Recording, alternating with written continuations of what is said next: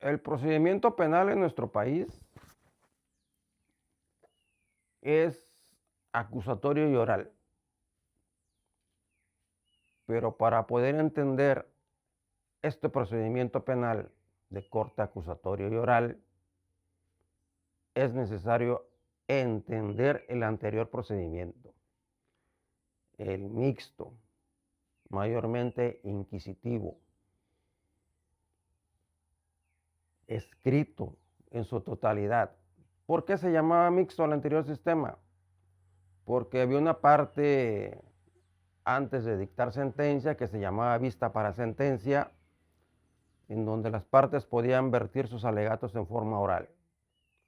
Pero ya en la práctica, los que conocieron este sistema me van a dar la razón. Únicamente se presentaban, entregaban su escrito, sus alegatos, y ya se les tenía por vertidos esos alegatos, que deberían ser orales. Otra de las cuestiones del sistema anterior, predominantemente escrito, es que si alguien cometía un delito en contra de otra persona, esa persona que resentía el delito podía presentar su denuncia por escrito, sus testigos podían presentar sus denuncias por escrito. Eso bastaba para armarles una averiguación previa, lo que ahora se conoce como carpeta de investigación, y se le podía dictar u obsequiar una orden de aprehensión al Ministerio Público adscrito para que ejecutara esta orden de aprehensión. Así esta persona podía ir presa sin nunca conocer quién lo acusó ni a sus testigos. Es decir, no era presunción de inocencia, era probable culpable. Vean esa película, ahí se refleja todo el anterior sistema. Actualmente, con este nuevo sistema de corte acusatorio y oral, toda persona que denuncia, que presenta su querella en contra de alguien, tiene que mantenerla en forma oral en la audiencia pública. Igualmente los testigos tienen que comparecer en la audiencia pública, donde va a estar enfrente a la persona que señalaron para dar su testimonio. Esa es una ventaja enorme, o una de las ventajas enormes que diferencian el actual sistema con el anterior, que es un proceso, un procedimiento penal, pues toda la serie de pasos que se siguen para que una persona que es señalada de probablemente haber cometido un delito, a final de cuentas tenga un juicio en forma oral para que se determine o no su responsabilidad. En el actual sistema igual existen diferencias muy marcadas con el anterior. La víctima o ofendido marcadamente tienen dos formas de poder defenderse ante determinaciones u omisiones del Ministerio Público. En el anterior sistema no había manera, ¿eh? El Ministerio Público tenía el monopolio del ejercicio de la acción penal en el anterior sistema. Si en caso la víctima o ofendido, si el Ministerio Público decidía no ejercer acción penal, tenía que buscar a su jefe inmediato, al subprocurador o al procurador, para presentar una queja. Reformas posteriores permitieron que se podían impugnar mediante un amparo indirecto. Anterior sistema. Actualmente, el artículo 258 del Código Nacional de Procedimientos Penales permite que la víctima o ofendido, una vez que ya recibió la notificación por parte del Ministerio Público, que no va a investigar, o si investiga, no ejerce acción penal, archiva, sobresee o aplica un criterio de oportunidad, a partir de esa notificación que le haga el Ministerio Público a la víctima ofendido, la víctima puede impugnar esa resolución en audiencia pública y en forma oral. ¿Qué quiere decir esto? Que la víctima ofendido y su asesor jurídico van a tener de frente al Ministerio Público que le resolvió esa determinación. Dos cuestiones muy importantes acá hay que aclararlas.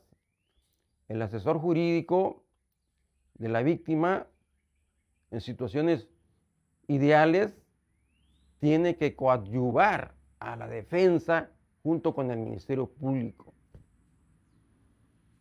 Pero si en la audiencia se descubre que este asesor jurídico nada más está cobrando y no ha hecho nada, el juez le puede llamar la atención, porque es su deber coadyuvar con el Ministerio Público y apoyar, asesorar a la víctima ofendida.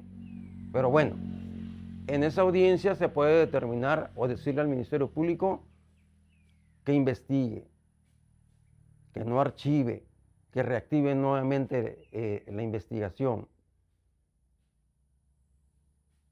Y cobra vigencia las recomendaciones que se les hacen a los estudiantes para que desde un principio aprendan a alegar, a discutir, a debatir, a participar, porque todo esto es en forma pública y oral.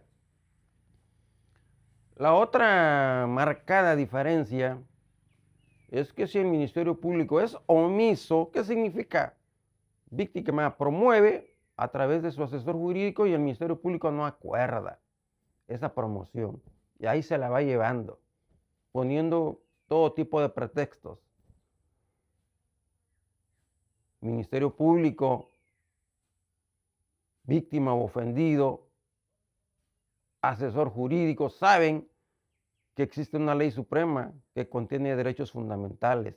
Y en el artículo 20 constitucional, apartado C, fracción séptima, dice que ante omisiones del Ministerio Público se puede ejercer un control judicial ante un juez de control en audiencia pública, en donde nuevamente se van a ver las caras, van a exponer sus argumentos, sus fundamentaciones, y se le va a dar la razón a quien la tenga.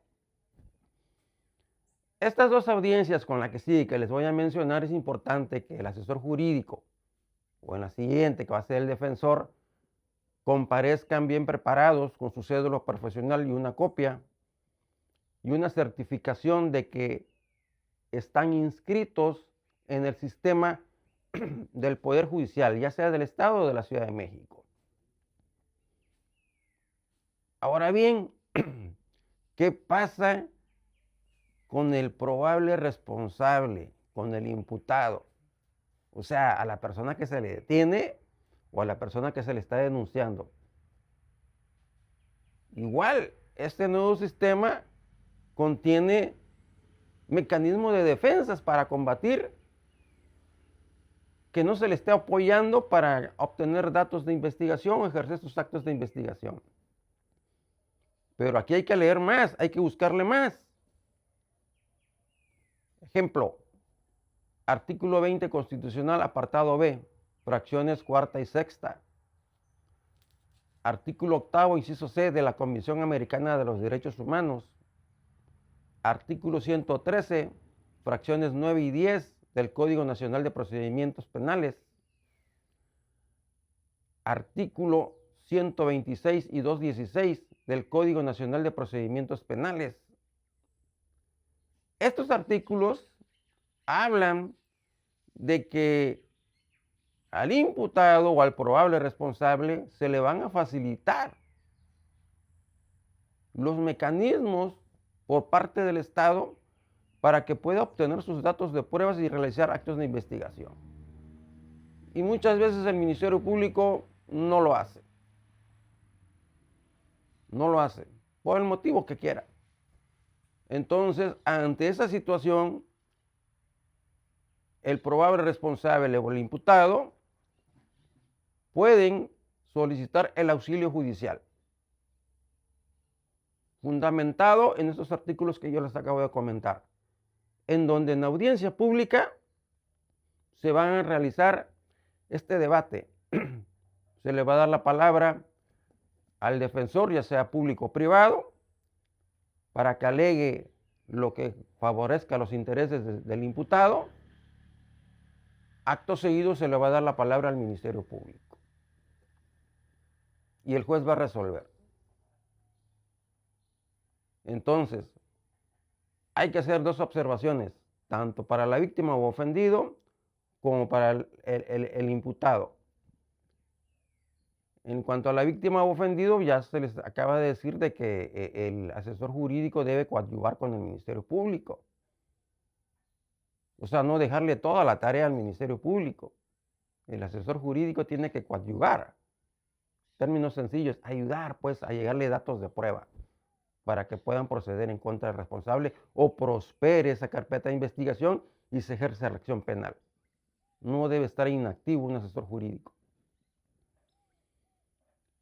¿Qué sucede muchas veces en la práctica? Que muchas veces en la práctica no van los ministerios públicos titulares, mandan un auxiliar.